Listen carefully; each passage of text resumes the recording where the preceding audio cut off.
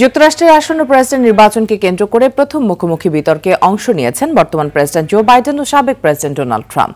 বাংলাদেশ সময় আজ সকাল 7টার দিকে CNN এর আটলান্টা স্টুডিওতে শুরু হয় এই বিতর্কে একের পর এক আসতে থাকে বিভিন্ন ইস্যু, চলতে থাকে একে অপরকে ধরাশায়ী করার চেষ্টা।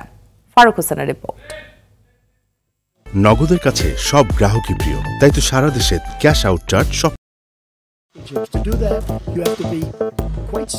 4 বছর পর প্রথমবারের মতো মুখোমুখি বিতর্কে অংশ নিতে মঞ্চে উঠেই অনেকটা বৈরী আবহ তৈরি করেন বর্তমান প্রেসিডেন্ট জো বাইডেন ও সাবেক প্রেসিডেন্ট ডোনাল্ড ট্রাম্প। মঞ্চে উঠলেও প্রথা অনুসারে করমর্দন করেননি তারা। শুরুতে আসে অর্থনীতি ইস্যু, এরপর একে একে গর্ভপাত অধিকার, কর, স্বাস্থ্যসেবা এবং আফগানিস্তান থেকে সেনা প্রত্যাহার নিয়ে বিতর্কে জড়ান বাইডেন ও ট্রাম্প।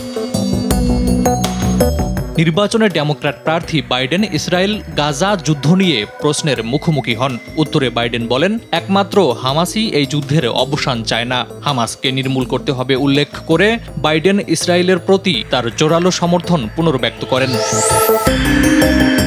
রাশিয়া ইউক্রেন ইস্যুতে ভ্লাদিমির পুতিনকে যুদ্ধাপরাধী উল্লেখ করে বাইডেন অভিযোগ তোলেন, পুতিন পুরনো সোভিয়েত সাম্রাজ্য আবার প্রতিষ্ঠা করতে চান। প্রথমবার এই প্রশ্নটির উত্তর এড়িয়ে যান ট্রাম্প। পরে নির্বাচনে জিতলে ইউক্রেনের যুদ্ধ থামাবেন বলে উল্লেখ করেন ট্রাম্প। অভিবাসন ইস্যুতে ডোনাল্ড ট্রাম্পকে আক্রমণ করে বসেন বাইডেন। তিনি বলেছেন, ট্রাম্প প্রেসিডেন্ট থাকাকালে মায়েদের কাছ থেকে শিশুদের আলাদা করেছিলেন, যেটি সঠিক উপায় ছিল না। বিতর্কে অপ্রীতিকর পরিস্থিতি এড়াতে একজনের বক্তব্য দেওয়ার জন্য বরাদ্দ সময়ে অন্যজনের মাইক্রোফোন বন্ধ ছিল। এর আগে 2020 সালে বাইডেন ও ট্রাম্পের প্রথম বিতর্কের সময় এ নিয়ে বিশৃঙ্খলা দেখা দিয়েছিল। ফারুক হোসেন, RTV।